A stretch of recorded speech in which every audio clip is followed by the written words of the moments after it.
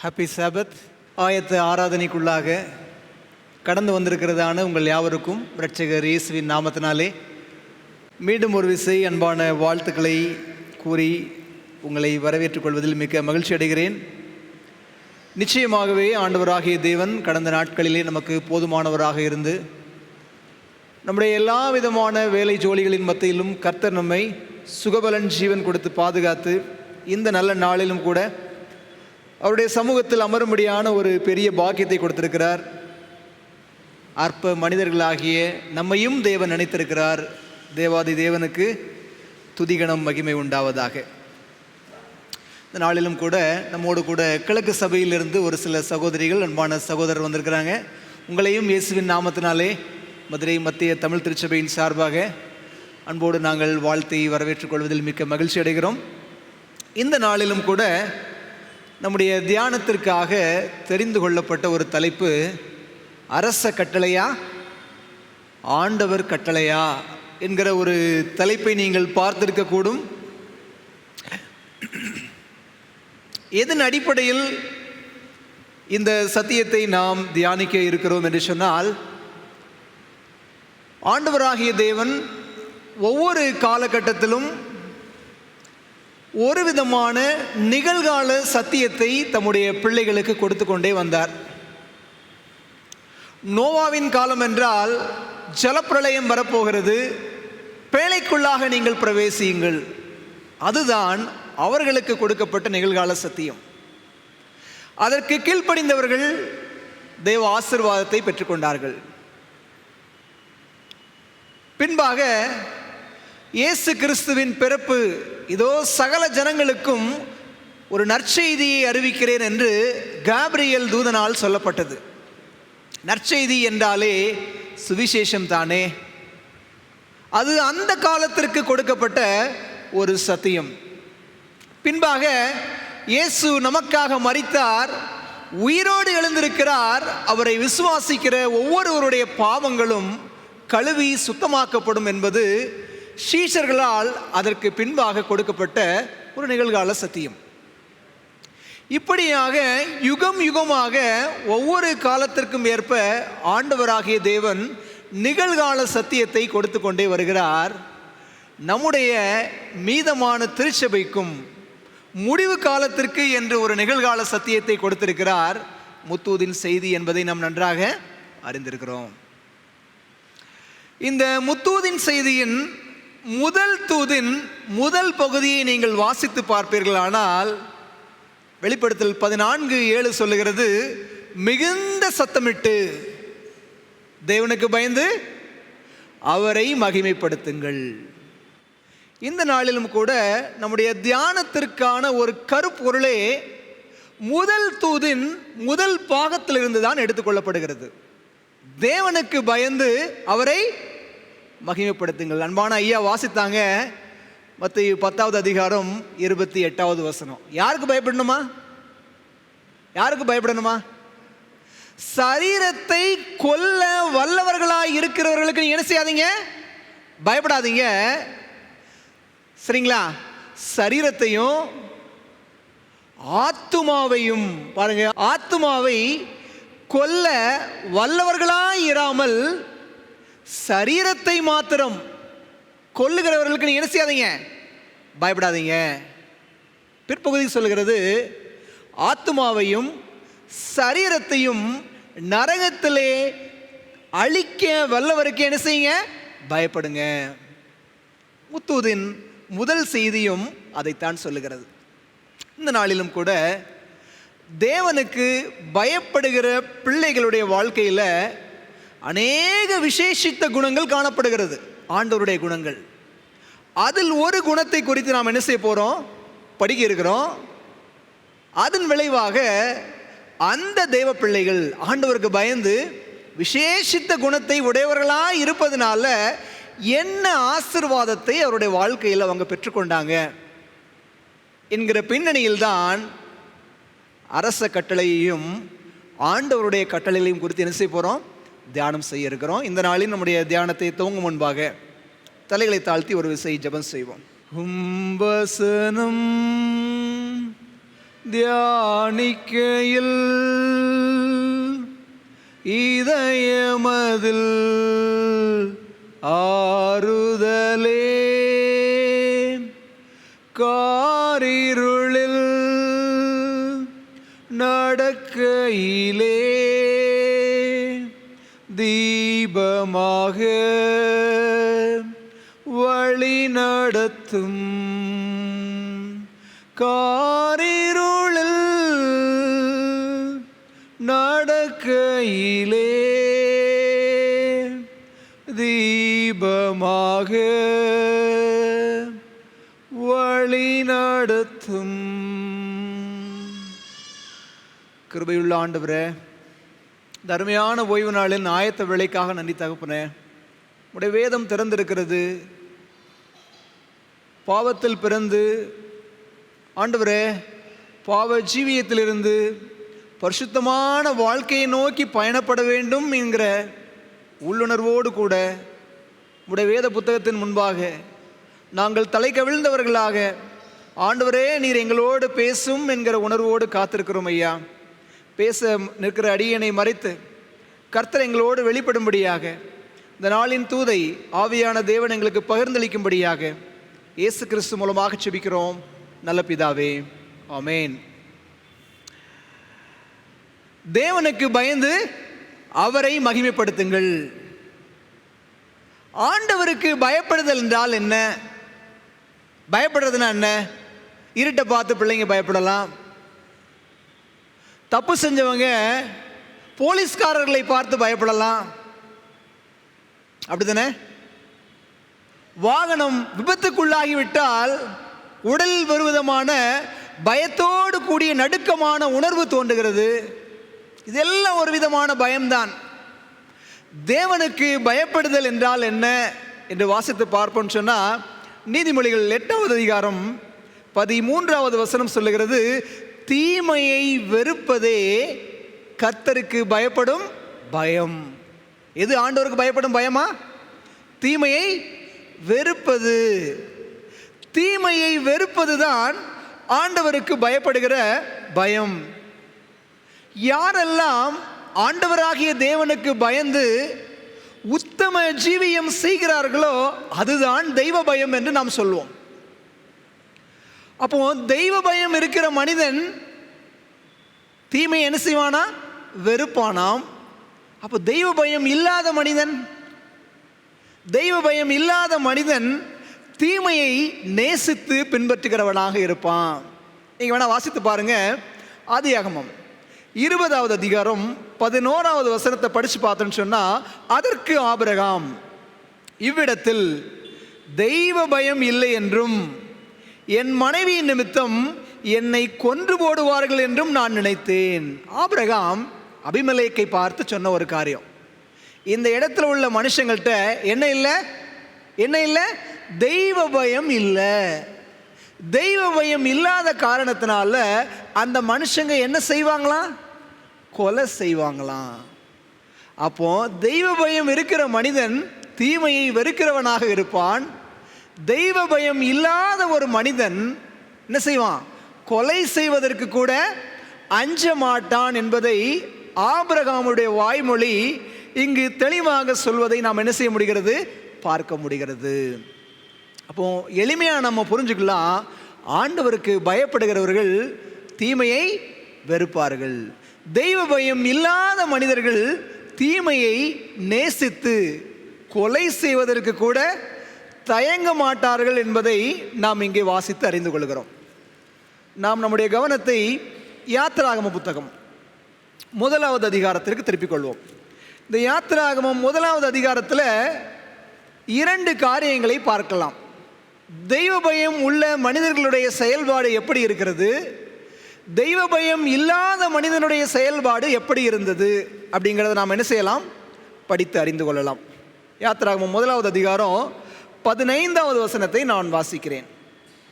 அதுவுமன்றி எகிப்தின் ராஜா சிப்பிராள் பூவாள் என்னும் பெயருடைய எபிரேய மருத்துவச்சிகளோடே பேசி, நீங்கள் எபிரேய ஸ்திரீகளுக்கு மருத்துவம் செய்யும்போது அவர்கள் மனையின் மேல் உட்கார்ந்திருக்கையில் பார்த்து, ஆண் பிள்ளையானால் கொன்று போடுங்கள், பெண் பிள்ளையானால் உயிரோடு இருக்கட்டும். நல்ல ஒரு விஷயத்தை கவனிச்சு பாருங்க. தெய்வ பயமில்லாத ஒரு அரசன் யாரு? பார்வோன். அவனுக்கு ஆண்டவர் பயம் கிடையாது. அதனால தான் அவன் மருத்துவச்சிகளை கூப்பிட்டு ஒரு காரியம் செய்ய சொல்றான். என்ன செய்ய சொல்றான்? எபிரேய ஸ்திரீகளுக்கு நீங்க பிரசவம் பார்க்கும்போது ஆண் பிள்ளையா இருந்தா என்ன செய்யுங்க? கொன்று போடுங்கள். நான் ஏற்கனவே சொன்னேன், தெய்வ பயம் இல்லாத மனிதன் எதுக்கும் ஆயத்தமா இருப்பான், கொலை செய்வதற்கு கூட ஆயத்தமாக இருப்பான். தெய்வ பயம் இல்லாத இந்த பார்வோன் எபிரேய ஸ்திரீகளின் கற்ப பிறப்பை, குறிப்பாக ஆண் பிள்ளைகளை மாத்திரம் கொலை செய்ய வேண்டும் என்பது அவனுடைய விருப்பமாக இருந்தது. ஆனால் அந்த எபிரேய ஸ்திரீகள் எப்படி இருந்தாங்க? பார்வோன் இப்படி இருந்தான். எபிரேய ஸ்திரீகள் எப்படி இருந்தாங்க பாருங்க. 17வது வசனம் அழகா சொல்லுது, மருத்துவச்சிகளோ தேவனுக்கு பயந்ததினால், மருத்துவச்சிகளோ தேவனுக்கு பயந்ததினால் எகிப்தின் ராஜா தங்களுக்கு இட்ட கட்டளைப்படி செய்யாமல், என்ன செய்யல? அவங்க ராஜா சொன்ன மாதிரி அந்த ஸ்திரீகள் செய்யல. ராஜா அவன் தீமை செய்ய விரும்பி இவர்களையும் தீமை செய்ய சொன்னா, ஆனா அந்த ஸ்திரீகள் என்ன பண்ணாங்க? ஆண்டவருக்கு பயந்ததினால், வசனம் அப்படிதான் சொல்லுது, மருத்துவச்சிகளோ தேவனுக்கு பயந்ததினால் எகிப்தின் ராஜா தங்களுக்கு இட்ட கட்டளைப்படி செய்யாமல் ஆண் பிள்ளைகளை என்ன பண்ணாங்களாம்? உயிரோடு காப்பாற்றினார்கள். அப்போ ஒரு காரியத்தை இங்க புரிஞ்சுக்க முடியுது. என்ன புரிந்து கொள்ள முடிகிறது? தீமையை வெறுக்கிறவர்கள் ஜீவனை காக்கிறவர்களாக இருக்கிறார்கள்.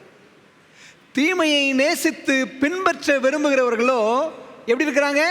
ஜீவனை அழிக்கிறவர்களாக இருக்கிறார்கள் என்பதை நாம் என்ன செய்ய முடிகிறதுங்க? வாசித்து பார்க்க முடிகிறது. நல்லா யோசித்து பாருங்க. இந்த எபிரேய மருத்துவச்சிகள் ஒரு தேசத்தில் அடிமையாக இருக்கிறாங்க. அடிமையாக இருக்கக்கூடிய தேசத்தோட ராஜா ஒரு கட்டளையே கொடுக்கிறான். என்ன கட்டளை கொடுக்கிறாரு? ஆண் பிள்ளைகளை என்ன செய்யணும்? கொன்று போட வேண்டும் என்கிற ஒரு கட்டளை கொடுக்கப்படுகிறது. ஆனால் இந்த 2 எபிரேய மருத்துவச்சிகளும் ஆண்டவருடைய கட்டளையை பிரதானமானதாக நினைத்து தேவ கட்டளைக்கு கீழ்ப்படிவதுதான் முக்கியம், அரச கட்டளை தீமை செய்ய சொல்லுகிறது. அரசன் என்ன செய்ய சொன்னா? கொலைபாதகம் புரியணும், அப்படிதானே? எபிரேய ஸ்திரீகளோட எல்லா பிள்ளைகளையும் அழிச்சிடணும் என்பது அவனுடைய விருப்பமாக இருந்தது. அது நிமித்தம் ஆண்டவருடைய பிள்ளைகளான இந்த 2 ஸ்திரீகளையும் கொலை செய்ய அவன் வற்புறுத்துகிறான். நல்லா யோசிச்சு பாருங்க.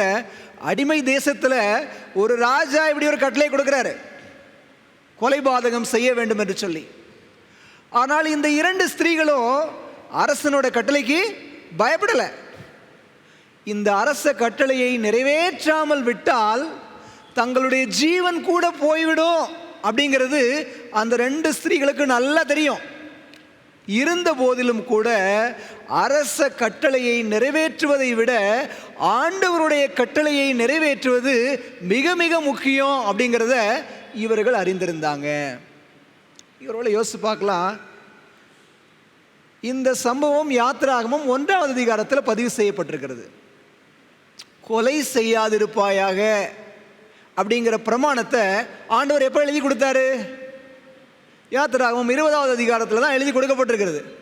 அப்போ இந்த எபிரேய மருத்துவச்சிகளுக்கு கொலை செய்வது பாவம் என்று எப்படி தெரிஞ்சிருக்கும்?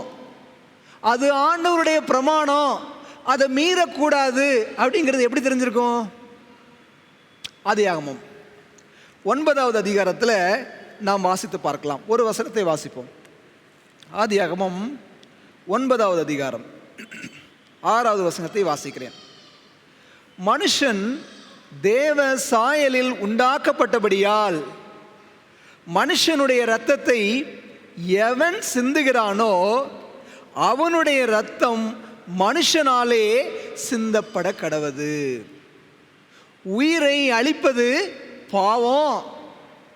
யார் ஒருத்தர் ரத்தத்தை சிந்துகிறார்களோ அவர்களுடைய ரத்தம் பூமியில் சிந்தப்படணும் அப்படின்னு சொல்லிட்டு தேவன் பிரமாணத்தை முன்பாகவே கொடுத்திருந்தார்.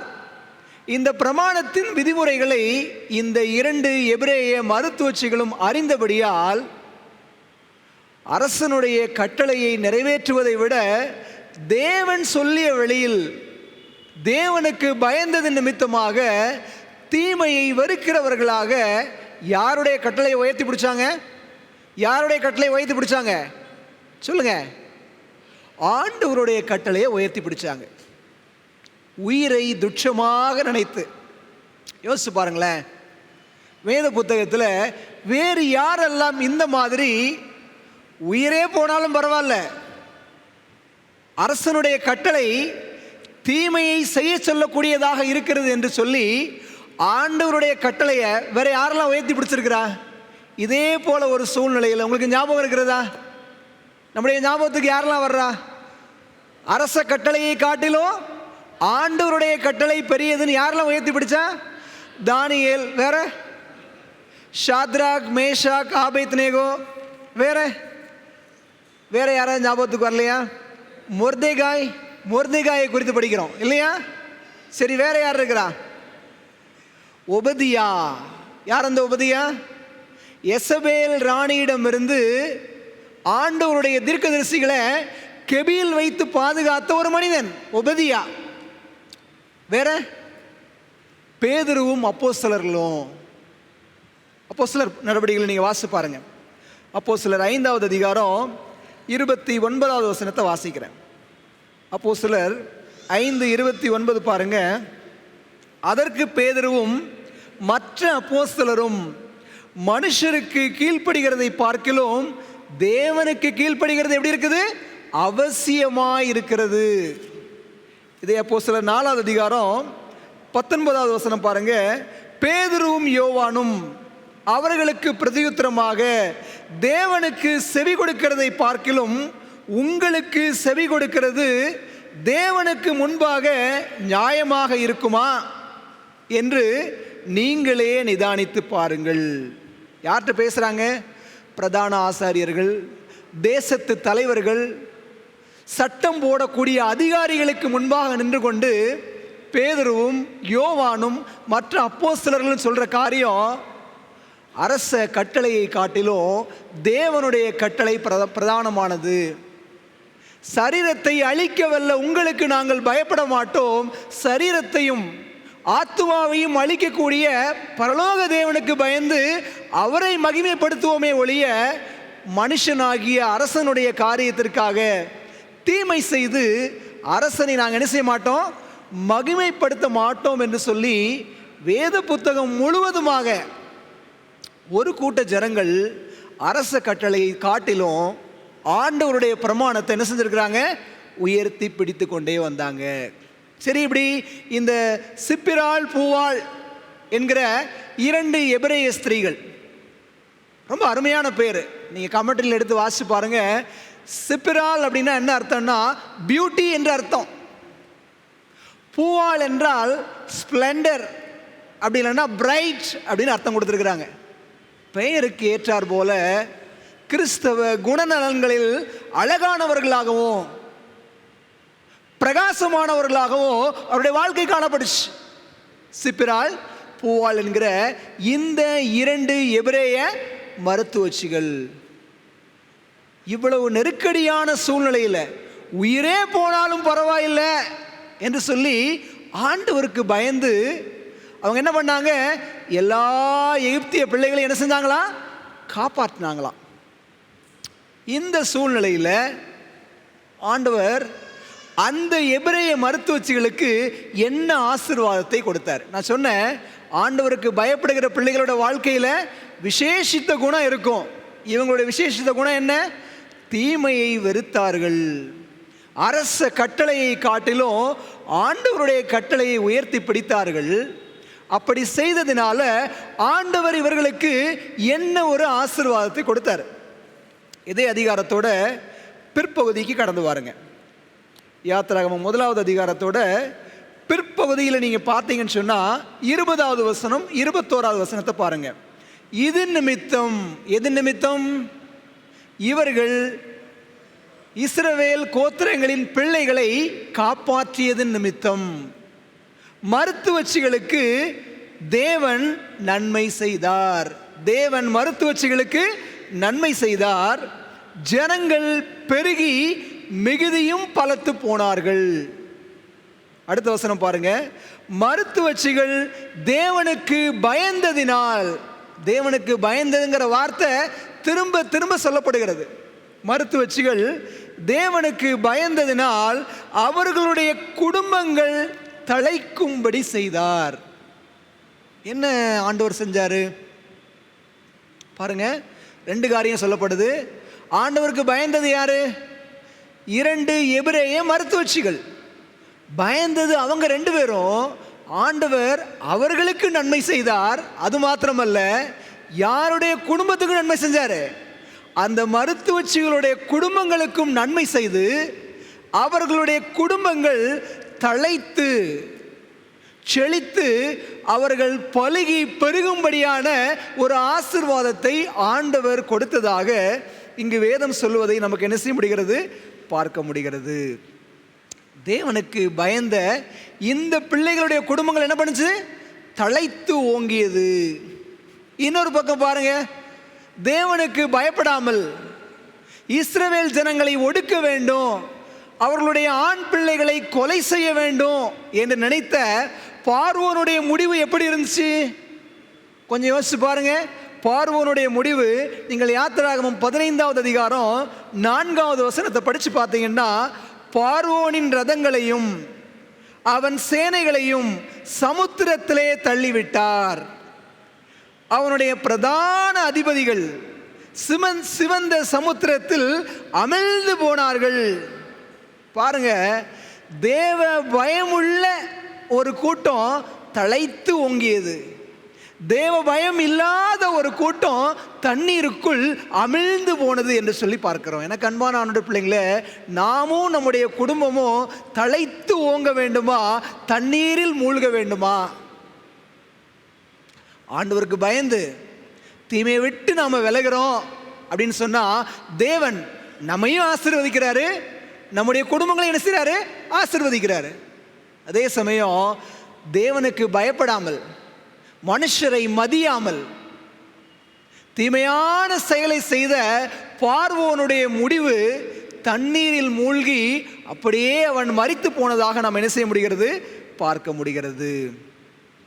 அரச கட்டளை அல்ல, ஆண்டவருடைய கட்டளையை உயர்த்தி பிடிக்கிற தேவ பயம் உள்ள ஒவ்வொரு மனிதனையும் ஆண்டவராகிய தேவன் என்ன செய்றாரு? ஆசீர்வதிக்கிறார். அவனை தழைத்து ஓங்கும்படி அவர் என்ன செய்றாரு? செய்வதை பார்க்க முடிகிறது. இது ஒரு அருமையான ஒரு காரியத்தை இந்த பகுதியில் நாம் வாசித்து என்ன செய்யலாம்? கற்றுக்கொள்ளலாம். இப்போ அப்படியே ஒரு செகண்ட் பார்ட்டுக்கு நம்ம கடந்து போவோம். இது நேரடியான ஒரு செய்தி. இந்த சம்பவத்தில் ஒரு நெருக்கடி இருப்பதை நீங்கள் பார்க்க முடிகிறதா?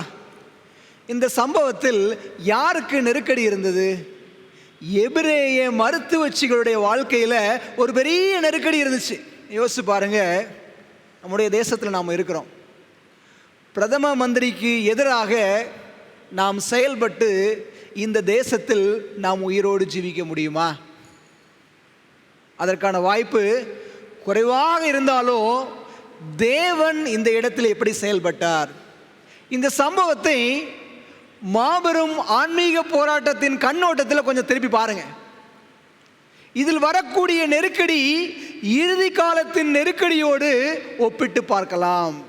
கடைசி காலத்தில் இந்த உலகம் கடந்து வரக்கூடிய ஒரு பெரிய நெருக்கடிக்கு ஒரு நிழலாட்டமான முன் உதாரணமாக இந்த சம்பவம் சொல்லப்பட்டிருக்கிறது. எப்படி பார்க்கலாம் அப்படின்னு சொன்னால், நீங்கள் நம்முடைய செவன்த் டே அட்வென்டிஸ்ட் பைபிள் கமெண்ட்ரியையும் பேட்ரியாட்ஸ் அண்ட் ப்ராஃபிட்ஸ் அப்படிங்கிற எலன் ஒயிட்டோட எழுத்துக்களையும் கவனித்து பார்ப்பீங்க அப்படின்னு சொன்னால், கூடுதலாக ஒரு சில தகவல்கள் என்ன செய்கிறாங்க? கொடுக்குறாங்க. என்ன ஒரு தகவல் அப்படிங்கிறத நாம் கொஞ்சம் என்ன செய்வோம், சற்று ஆழமாக கவனித்து பார்ப்போம். இந்த யாத்திராகம புத்தகம் எப்படி ஆரம்பிக்குது பாருங்க. 1வது அதிகாரத்தில் 8வது வசனம் சொல்லுகிறது, யோசேப்பை அறியாத புதிய ராஜன் ஒருவன் எகிப்திலே தோன்றினான். அது வரைக்கும் யோசேப்பின் நிமித்தமாக எகிப்து தேசமானது ஆசீர்வதிக்கப்பட்டிருந்துச்சு. அவன் சில காரியங்களை சொப்பனத்திற்கு விளக்கம் கொடுத்து தேசத்தின் பஞ்சகாலங்களை முன்னறிவித்து அழிவிலிருந்து காப்பாற்றியதற்காக யோசேப்பின் குடும்பம் அங்கு சுபிட்சமாக ஆசீர்வாதமாக வாழ்ந்து வந்தது. இப்போ யோசேப்பு மரித்து போயிட்டாரு. இப்போ ஒரு ராஜா வர்றாராம். யோசேப்பை அறியாத புதிய ராஜா ஒருத்தர் வந்தாராம். அது எப்படி யோசேப்பை அறியாத ஒரு ராஜாவாக இருக்க முடியும்? யோசேப்பு செஞ்ச காரியம் ஒரு சாதாரண விஷயம் இல்லையே. இப்போ இந்த சம்பவம் நடந்து எவ்வளோ வருஷம் இருக்கும்னு நினைக்கிறீங்க? எவ்வளோ வருஷம் இருக்கும்னு நினைக்கிறீங்க? யோசேப்பு மரித்து ஒரு 300 வருஷம் கழித்து இந்த ராஜா வந்திருக்கலான்னு நான் நினைக்கிறேன். எப்படி அப்படின்னு கேட்குறீங்களா? ஒரு சின்ன ஒரு கணக்கீடு தான். பார்வோன் முன்பாக மோசே நிற்கும் பொழுது அவனுக்கு வயசு எவ்வளவு? 80. மோசே பிறக்கும் பொழுதுதான் ராஜா என்ன கட்டளை கொடுத்தாரு? தண்ணியில் குழந்தைகளெல்லாம் தூக்கி போடுங்க அப்படிங்கிற ஒரு கட்டளையை கொடுத்தாரு. இஸ்ரவேல் ஜனங்கள் எகிப்தில் எவ்வளோ வருஷம் அடிமையாக இருந்தாங்க?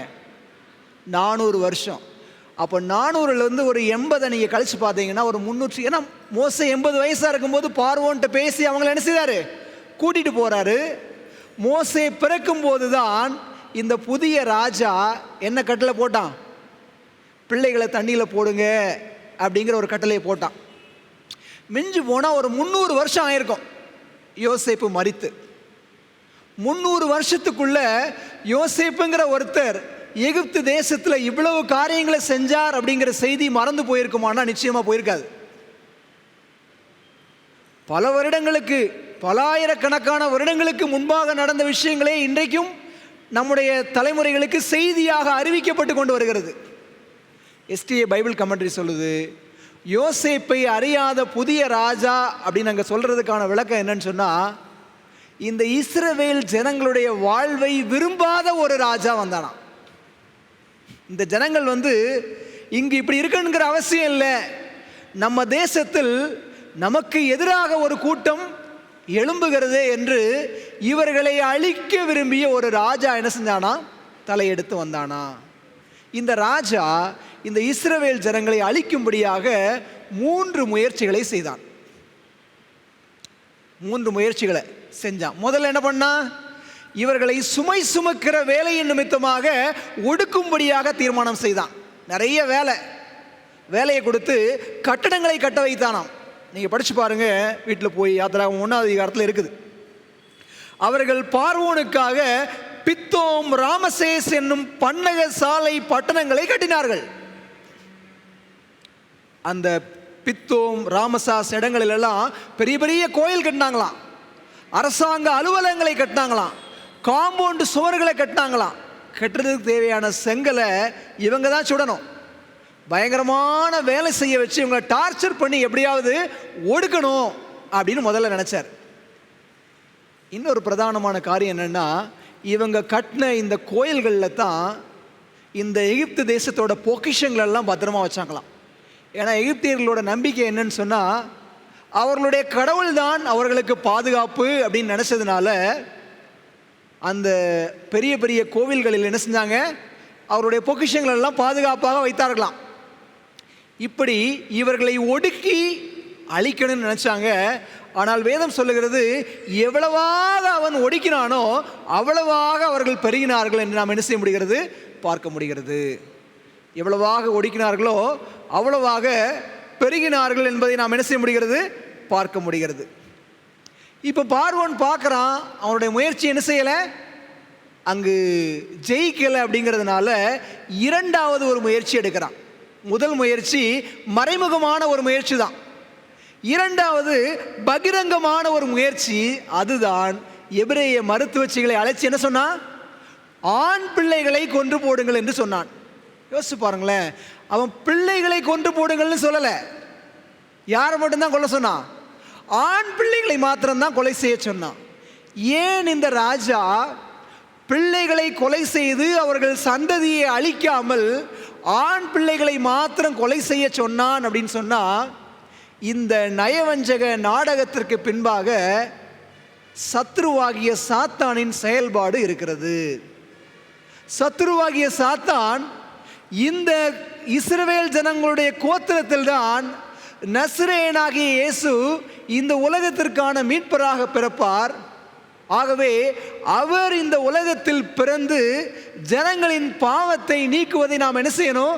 தடை செய்யணும். அப்படிங்கிறதற்காக இந்த எகிப்தின் ராஜாவின் மூலமாக ஆண் பிள்ளைகளை அழிக்கணும் அப்படிங்கிற ஒரு முடிவுக்கு வந்தான். ஒன்று. ரெண்டாவது ஒரு காரியம் என்ன அப்படின்னு சொன்னால், ஏன் பெண் பிள்ளைகளை உயிரோடு வைத்தான் என்று சொன்னால், இந்த பெண் பிள்ளைகள் எல்லாம் எகிப்தியர்களுக்கும் அவர்களுடைய குடும்பங்களுக்கும் அடிமை வேலை செய்வதற்கு ஆட்கள் வேணும். அப்படிங்கிறதற்காக பெண் பிள்ளைகளை மாத்திரம் என்ன செஞ்சான்? உயிரோடு வைக்கணும், ஆண் பிள்ளைகளை கொலை செய்யணும் அப்படிங்கிற ஒரு திட்டத்தை அவன் அங்கே என்ன செஞ்சான்? போட்டான் என்று சொல்லி பார்க்கிறோம். அந்த 1வது அதிகாரத்தில் நாம் படித்து பார்க்குறோம். ஒரு வசனத்தை திரும்ப படிப்போம். இந்த ஆண் பிள்ளைகள் உயிரோடு காப்பாற்றப்பட்டார்கள். அப்போ எகிப்தின் ராஜா இந்த எபிரேய மருத்துவச்சியில் என்ன செய்றாரு? கூப்பிடுறாரு. கூப்பிட்டு ஒரு காரியம் கேட்கிறாரு. நீங்கள் ஆண் பிள்ளைகளை உயிரோடு காப்பாற்றுகிற காரியம் என்ன அப்படின்னு கேட்டார். அப்போ அந்த ஸ்திரீகள் ஒரு பதில் சொன்னாங்க. எபிரேய ஸ்திரீகள் எகிப்திய ஸ்திரீகளைப் போல அல்ல, அவர்கள் எப்படிப்பட்டவங்க? மிகுந்த பலம் உள்ளவர்கள். அதனால நாங்கள் போகும் முன்பாகவே அவங்க என்ன செய்றாங்க? பிரசவித்து விடுகிறார்கள். இந்த காரியத்தை கேட்ட உடனே ராஜா ஒண்ணுமே பதில் சொல்லலை. ஏன்னா அது உண்மை என்பது ராஜாவுக்கும் தெரிந்திருந்தது. இந்த எபிரேய ஸ்திரீகள் ஆண்களுக்கு நிகராக வயல்வெளியிலும் கட்டட வேலைகளிலும் செங்கல் சுடுகிற வேலைகளிலும் கடுமையான வேலைகளை செய்தது நிமித்தமாக அவர்களுடைய வேலை ஸ்தலங்களிலே அதிகமான பிரசவங்கள் நடந்ததாம். நம்ப முடியுதா உங்களுக்கு? நான் இன்னொரு காரியம் சொன்னால் நம்புவீங்க. எத்தனை மருத்துவச்சிகள் இருந்தாங்க? 2 மருத்துவச்சிகள். ஆனால் இஸ்ரவேல் ஜனங்களில் எவ்வளவு மக்கள் இருந்திருப்பாங்க? புருஷர்கள் போகும்போதே 6 லட்சம். அப்போ லட்சக்கணக்கான ஸ்திரீகளுக்கு 2 மருத்துவச்சிகள் போதுமா? யோசிச்சு பாருங்க. இன்றைக்கி நம்முடைய இந்திய அரசாங்கத்தில் ஏதோ ஒரு கணக்கு சொல்கிறாங்க, 36 நோயாளிகளுக்கு ஒரு டாக்டரோ ஒரு நர்ஸோ இருக்கிறாங்க. ஏதோ ஒரு கருத்து சொல்கிறாங்க. ஒரு சரிவிகித அடிப்படையில் பார்த்தால் லட்சக்கணக்கான ஸ்திரீகளுக்கு 2 மருத்துவச்சிகள் பிரசவம் பார்க்க முடியுமா? சத்தியமாக முடியாது. அப்போ எப்படி இது சாத்தியமானது என்று சொன்னால், அந்த எபிரேய ஸ்திரீகளுக்கு மருத்துவச்சிகளுடைய உதவி தேவை இல்லாததாக இருந்தது. அவர்களாகவே பிரசவிக்கக்கூடிய சூழல் அதிகமாக இருந்தது. மருத்துவச்சிகளுடைய உதவிகள் தேவைப்பட்ட கர்ப்பஸ்திரீகள் சொற்பமான பேராகத்தான் இருந்தாங்க. அதனால தான் அந்த காரியம் எப்படி இருந்துச்சு? சாத்தியமான ஒரு காரியமாக இருந்தது என்று சொல்லி நாம் என்ன செய்ய முடிகிறது? படிக்க முடிகிறது. அப்போ பாருங்க அன்பான தாய்மார்கள், ஸ்திரீகள், இதில் கவனிக்க வேண்டிய ஒரு பாடம் என்னன்னு சொன்னால், உடல் உழைப்பு அதிகமாகும் போது பிரசவம் எப்படி இருக்குதான்? லகுவாக இருக்கிறது. அப்படி தானே? வேதம் அதைத்தான் கற்றுக் கொடுக்கிறது. உடல் உழைப்பு அதிகமாக இருந்ததுனால அவருடைய பிரசவமானது லகுவாக இருந்ததாக நாம் STA பைபிள் கமெண்ட்ரியில் என்ன செய்ய முடிகிறது? பார்க்க முடிகிறது. இப்படியாக பார்வோனுடைய 2வது நேரடி தாக்குதல், ஆண் பிள்ளைகளை அழித்து இஸ்ரவேல் ஜனங்களை ஒடுக்கணும் அப்படின்னு நினைச்ச அவனுடைய தீர்மானம் அங்கு தோல்வி உறுவதை நாம் என்ன செய்ய முடிகிறது? பார்க்க முடிகிறது.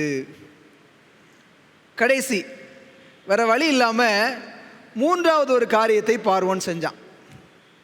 என்ன ஒரு காரியத்தை அவர் செஞ்சா பாருங்க. என்ன சொன்னாரு? பிறக்கக்கூடிய ஆண் பிள்ளைகளை எல்லாம் என்ன செய்யணும்? தண்ணீரில் தூக்கி போட்டுறணும். பிறக்கக்கூடிய ஆண் பிள்ளைகளை தண்ணீரில் தூக்கி போடணும். அப்படிங்கிற ஒரு கட்டளை பிறப்பிக்கப்பட்டுச்சு. இந்த கட்டளை பிறப்பிக்கப்பட்ட போது எகிப்து தேசத்தில் இருந்த எல்லா குடிமக்களும் என்ன நினைச்சாங்க தெரியுங்களா? இந்த கட்டளை தங்களுடைய வாழ்க்கைக்கான ஒரு பாதுகாப்பு, தங்களுடைய வாழ்வாதாரத்திற்கான ஒரு பாதுகாப்பு அப்படின்னு நினச்சி ஒவ்வொரு எகிப்தியனும் ஒவ்வொரு எகிப்தியனுடைய வீட்டிலும் பிறக்கிற ஆண் பிள்ளைகளை ஜலத்தில் எப்படியாவது போடணும் அப்படின்னு சொல்லிட்டு மும்முரமாக அவர்கள் என்ன செஞ்சாங்களாம்? முயற்சி பண்ணாங்களாம், பயங்கரமா. ஆனால் இந்த கட்டளை சொற்ப காலம்தான் இருந்துச்சு. நல்லா யோசிச்சு பாருங்க. ஒருவேளை பிறந்த எல்லா ஆண் பிள்ளைகளையும் தண்ணீரில் போட்டிருந்தாங்கன்னு சொன்னால் ஒரு 80 வருஷம் கழிச்சு மோசே 6 லட்சம் புருஷர்களை கூட்டிகிட்டு போயிருக்க முடியுமா? யோசிச்சு பாருங்க. நான் சொல்கிறது புரியுதா உங்களுக்கு? பிறக்கிற எல்லா மோசே பிறந்த காலத்தில் தான் எல்லா ஆண் பிள்ளைகளும் ஜலத்தில் தூக்கி எரியப்பட்டிருப்பார்களானால் மோசே 80 வயதில் எகிப்தை விட்டு எவ்வளவு ஆண்களை கூட்டிகிட்டு போனாராம்? புருஷர்களை 6 லட்சம் புருஷர்களை அவர் கூட்டிகிட்டு போனாராம். அப்போ இதுலேருந்து என்ன தெரியுது? எல்லா குழந்தைகளும் எங்கே தூக்கி வீசப்படலை? ஜலத்திற்குள்ளாக தூக்கி வீசப்படலை. அந்த கட்டளையும் குறுகிய காலம்தான் இருந்தது அப்படிங்கிறது நாம் என்ன செய்ய முடிகிறது? புரிந்து கொள்ள முடிகிறது. இதை கவனித்து பார்த்தோன்னு சொன்னால் என்ன ஒரு காரியம் புலப்படுதுன்னு சொன்னால், இங்கு அரசன் எப்படி எகிப்திய இஸ்ரவேல் ஜனங்களை ஒடுக்க நினைத்தானோ அதே மாதிரி இறுதி காலத்தில் தேசிய ஞாயிறு ஆசரிப்பு சட்டம் வரும் பொழுது மீதமான சபையின் பிள்ளைகளை ஒடுக்கணும் அப்படிங்கிறதுக்காக அந்த சட்டம் அரச கட்டளையாக என்ன செய்யும்? வெளிப்படும். எப்படி வெளிப்படும்? 3 யுக்திகளை பார்வோன் கையாண்டான் என்று சொன்னேன். முதல் யுக்தி எப்படி இருந்துச்சு? நேரடியாக இருந்துச்சா மறைமுகமாக இருந்ததா? மறைமுகமான ஒரு ஒடுக்குதல் இருந்த மாதிரி இன்றைக்கும் ஆண்டவருடைய பிள்ளைகளை ஒடுக்குவதற்கான முதலாவது மறைமுக தாக்குதல் என்ன அப்படின்னு சொன்னால், சனிக்கிழமை வேலை நாள் அப்படிங்கிற ஒரு மறைமுக சட்டம் அப்படியே வர ஆரம்பிக்கும். சனிக்கிழமை நீங்கள் பார்த்தீங்கன்னா அநேக இடங்களில் சனிக்கிழமை வேலை நாளாக மாற்றப்பட்டு கொண்டு வந்துக்கிட்டே இருக்குது. பிசாசானவன் கொடுக்கக்கூடிய நெருக்கடியில் முதல் நெருக்கடி மறைமுகமான தாக்குதல். 7ஆம் நாளை வேலை நாளாக மாற்ற முயற்சி செய்யக்கூடிய வேலை நடந்து கொண்டே தான் இருந்துச்சு. நீங்கள் பாருங்கள், முதல் நெருக்கடியில் இஸ்ரவேல் ஜனங்களை எப்படி கஷ்டப்படுத்தினாங்க? வேலையின் நிமித்தமாக தான் கஷ்டப்படுத்தினாங்க. அதிகமான வேலையை கொடுத்து அவங்களை எப்படியாவது டார்ச்சர் பண்ணி கஷ்டப்படுத்தி ஒடுக்கணும்னு நினச்சாங்க. இறுதி காலத்திலும் முதல் நெருக்கடி எது நிமித்தம் தான் வரும்? வேலையின் நிமித்தமாக. ஓய்வு நாள் வேலை நாளாக மாற்றப்படுவது நிமித்தமாகத்தான் முதல் நெருக்கடி கொடுக்கப்படும். ரெண்டாவது நெருக்கடி யார் மூலம் வந்துச்சு? எபிரேய மருத்துவச்சிகள் மூலமாக. அப்படிதானே? அவர்கள் மூலமாக ஆண் பிள்ளைகளை கொலை செய்யணும் அப்படிங்கிற ஒரு சட்டம் பிறப்பிக்கப்பட்டுச்சு. அதே போல உலகத்திலும் இரண்டாவது நெருக்கடி மீதமானவர்களை நேரடியாக தாக்கும்படியாக அவர்களுக்கு எதிராக என்ன ஏற்றப்படும்? சட்டங்கள் ஏற்றப்படும். அரசாங்கம் அரசு அதிகாரிகள் மூலமாக கொலைபாதகம் புரியக்கூடிய அளவுக்கு சட்டம் ஏற்றப்படும். அப்படிதான் செஞ்சாங்க. ஆண் பிள்ளைகள் என்ன செய்யுங்க? கொலை செய்யுங்கன்னு ஒரு சட்டம் போட்டது மாதிரி 7ஆம் நாள் ஓய்வு நாள் பிரமாணத்தை யாரெல்லாம் உயர்த்தி பிடிக்க நினைக்கிறாங்களோ அவர்களுக்கு எதிராக சட்டங்கள் ஏற்றப்பட்டு அவர்களை கொலை செய்வதற்கு கூட அரசாங்கம் என்ன செய்யும்? அனுமதிகளை கொடுக்கும். இது இரண்டாவது ஒரு நெருக்கடி. மூன்றாவது கட்ட நெருக்கடி பார்வோன் காலத்தில் எப்படி இருந்துச்சு பாருங்க. என்ன சொன்ன? எகிப்தின் ஒவ்வொரு குடிமகனும் தன்னுடைய வாழ்வாதாரத்தை பாதுகாத்து கொள்ளணும் அப்படிங்கிறதுக்காக ஆண் பிள்ளைகளை எல்லாம் எங்கே போடுறதுக்கு நிர்பந்தம் பண்ணுவாங்களாம்? ஜலத்தில் போடுறதுக்கு நிர்பந்தம் பண்ணுவாங்க. அதே மாதிரி கடைசி மூன்றாவது நெருக்கடி எப்படி இருக்குன்னா, உலகத்தில் உள்ள ஒவ்வொரு புறஜாதியானோ கிறிஸ்துவை அறியாமல் அல்லது இப்படி சொல்லலாம் தீமையை நேசித்து பின்பற்றுகிற ஒவ்வொருவரும் நம்மை தாக்கும்படியாக நேரடியாக செயல்படுவாங்க. இப்படியாக 3 விதமான நெருக்கடிகளை பார்க்கலாம். தேவ முத்திரையை பெற்ற ஜனங்களுக்கு எதிராக மிருகத்தின் முத்திரையை பெற்ற ஜனங்கள் என்ன செய்வாங்க? நேரடி தாக்குதலை தொடுத்து எப்படியாவது இவர்களை அழித்திடணும். என்ன சொல்லுவாங்கன்னு சொன்னால், இறுதி காலத்தில் நடக்கக்கூடிய ஒவ்வொரு அசம்பாவிதம், ஒவ்வொரு அழிவு, இது எல்லாத்துக்கும் இந்த 7ஆம் நாள் ஓய்வு நாளை ஆசரிக்கக்கூடிய பிள்ளைகள் தான் காரணம் அப்படிங்கிற ஒரு பெரிய குற்றச்சாட்டு அவர்கள் மீது வைக்கப்படும். இந்த குற்றச்சாட்டின் நிமித்தமாக மிருகத்தின் முத்திரையை பெற்ற எல்லா மனுஷங்களும் நினைப்பாங்க, நாம் சமாதானமாக வாழ வேண்டும் என்று சொன்னால் இவர்கள் இந்த பூமியிலிருந்து அழிக்கப்படணும் அப்படிங்கிற ஒரு பெரிய நிர்பந்தத்தை உருவாக்குவாங்க. இப்படித்தான் இறுதி கால நெருக்கடி என்ன செய்யும்? பார்வோனுடைய அரசாங்கத்தில் நிறைவேறியது போல இந்த உலகத்தின் அரசாங்கத்திலும் நிறைவேறும். கேள்வி என்னன்னு சொன்னால், நாம் தேவனுக்கு பயப்படுகிறோமா? தேவனுக்கு பயந்து தீமையை விட்டு விலகி ஆண்டவருடைய பிரமாணத்தை உயர்த்தி பிடிக்கக்கூடிய கூட்டத்தில் நிற்க போகிறோமா? அல்லது பார்வோனை போல தீமையை நேசித்து தேவ பிரமாணத்திற்கு விரோதமாக செயல்படக்கூடிய ஒரு கூட்டத்தில் நிற்க போகிறோமா? நாம் படித்தோம், ஆண்டவருக்கு பயந்து அவருடைய பிரமாணத்தின்படி செய்ததினால மருத்துவச்சிகளுடைய குடும்பங்களை ஆண்டவர் தழைக்கும்படி செய்தார் என்று சொல்லி. ஆண்டவர் எப்படி தழைக்க வைத்தார் தெரியுமா? அந்த மருத்துவச்சிகளுடைய குடும்பத்தை ஆண் பிள்ளைகளை எல்லாம் கொல்லணும் அப்படிங்கிற ஒரு பிரச்சனை வந்தபோது இந்த மருத்துவச்சிகளுடைய குடும்பங்களும் அதற்கு விதிவிலக்கு கிடையாது. ஏன்னா அவங்களும் யார் தான்? எபிரேயர்கள் தான். ஆண்டவர் அவர்களுடைய குடும்பங்களை தழைக்கும்படி செய்தார், அவர்களுக்கு நன்மை செய்தார் என்று வேதம் சொல்லுகிறத நீங்கள் கமெண்ட்ரி எக்ஸ்பிளனேஷனில் படித்து பார்த்தீங்கன்னா அழகாக சொல்லுது. அவர்களுடைய சந்ததியை ஆண்டவராகிய தேவன் விருத்தி அடைய செய்தாராம். அதுதான் அவர்களுடைய குடும்பம் தழைத்தோங்கியது என்று சொல்லி நாம் என்ன செய்ய முடிகிறது? படிக்க முடிகிறது.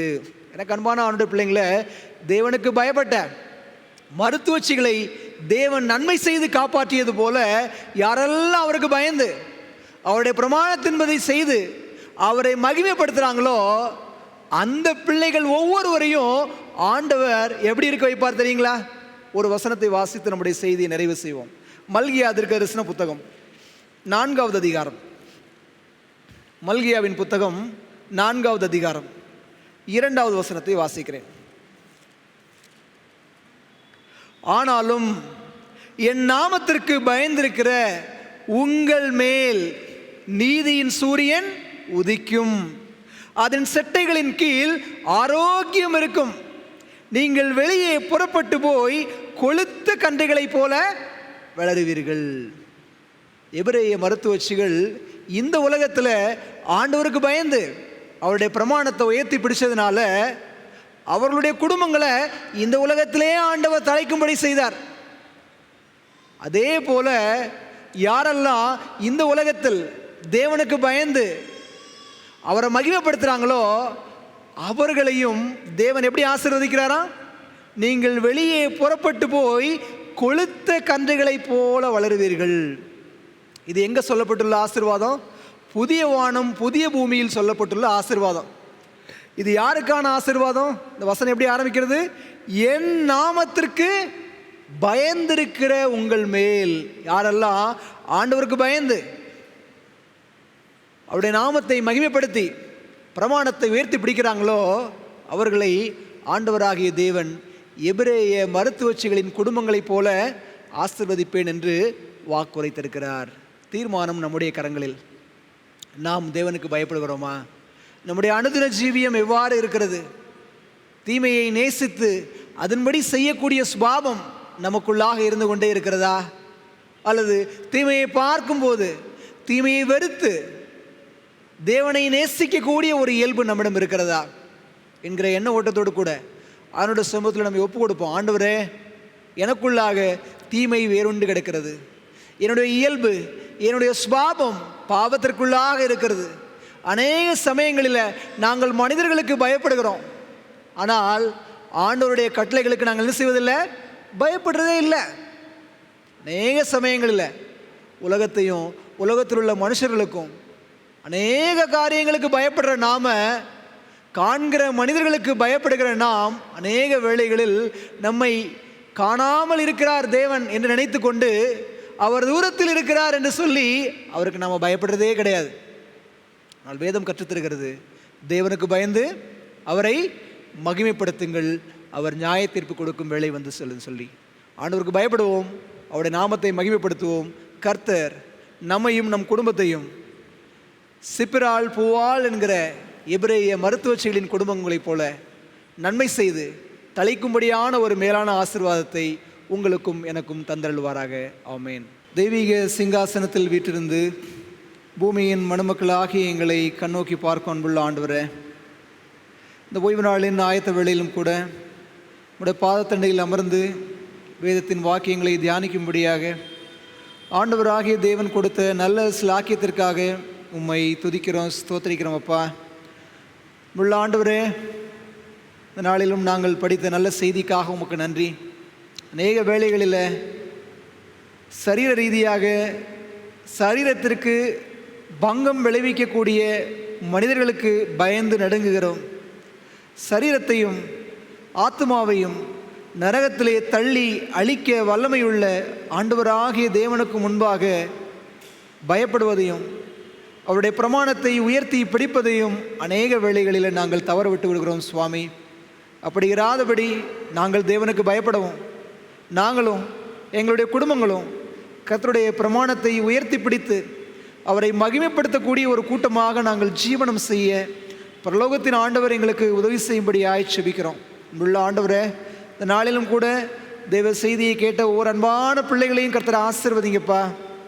ஆலயத்திலும் இணையதளத்தின் வாயிலாகவும் அமர்ந்திருந்து செய்தியை கேட்ட ஒவ்வொரு பிள்ளைகளும் இறுதி நாட்களிலும் எகிப்தின் ஜனங்கள், எகிப்திலே இஸ்ரவேல் ஜனங்கள் எப்படிப்பட்ட ஒரு நெருக்கடியை கடந்து வந்தார்களோ அதற்கு ஒத்த ஒரு நெருக்கடி மீதமான திருச்சபையின் பிள்ளைகளுக்கும் இறுதி காலத்தில் வர இருக்கிறது என்று உணர்ந்தவர்களாக அந்த இறுதி நெருக்கடிக்கு ஆயத்தப்படுவதற்கு ஆண்டவரே, நாங்கள் தேவத்துவத்தில் பரிபூரணமாக இணைந்து செயல்பட கர்த்தர் எங்களுக்கு உதவி செய்யும்படியாய் செபிக்கிறோம். உள்ள தகப்பனே, இந்த நாளிலும் கூட அன்பான ஐயா அருணாச்சலம் அவர்களை எழுந்து குடும்பங்களில் வேதனையோடு இருக்கக்கூடிய அருமையான சகோதரி தீபா அவர்களுக்காக, அருமையான அம்மா ஜெயலட்சுமி அவர்களுக்காக செபிக்கிறோம்.